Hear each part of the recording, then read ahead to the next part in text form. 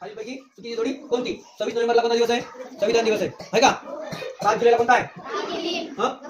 वकील दिन. 7 नोव्हेंबरला कोणता आहे? बाल दिन आहे. 14 नोव्हेंबरला बाल दिन असते. बाल दिन आणि विद्यार्थी दिन हे दोन्ही वेगवेगळे आहेत है ना. 7 नोव्हेंबर हा डॉक्टर B.R. आंबेडकर यांचा शाळा प्रवेश दिवस आहे. त्या दिवशी त्यांनी काय केलं होतं? शाळेत प्रवेश घेतला होता. म्हणून ते कोणता दिवस साजरा करतात? विद्यार्थी दिन म्हणून साजरा करतात. आणि चाचा नेहरू म्हणजे पंडित जवाहरलाल नेहरू यांचा जन्मदिवस आहे, ते बाल दिन म्हणून साजरा करतात. ते कोणता आहे? 14 नोव्हेंबर है ना. बाल दिन म्हणून साजरा करतो आपण चिल्ड्रन्स डे. हा, तर हे कोणती जोडी चुकीची येईल? सी. त्याच्यामध्ये वेगळं काय इथे दिलेलं आहे सर? 7 नोव्हेंबर विद्यार्थी दिन, 14 एप्रिल ज्ञान दिन, 26 नोव्हेंबर संविधान दिन, 5 जुलै वकील दिन. वेगळे काय मग? हा,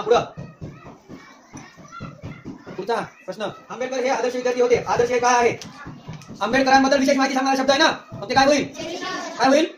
विशेषण. आंबेडकर हे काय आहे? आंबेडकर हे आदर्श विद्यार्थी होते. आदर्श काय आहे मग?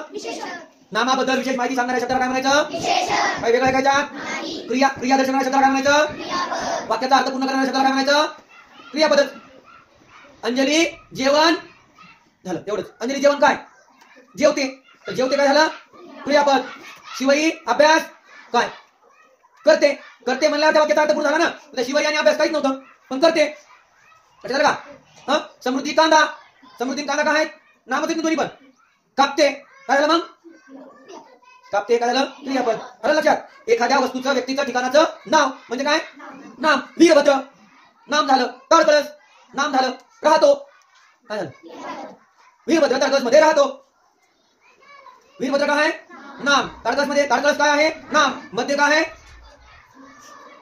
शब्दयोगी अव्यय. कव्यांनी व्याव्यय आहे. ताडकळस आणि राहतो यांना जोडणारा शब्द आहे ना, कोणता? मध्ये. समजा मी असं लिहिलं असतं, काय लिहिलं असतं? वीर ताडकळस मध्ये राहतो. ताडकळस वीर ताडकळस राहतो असं म्हणलं असतं, त्याचा काय अर्थ निघाला असता का?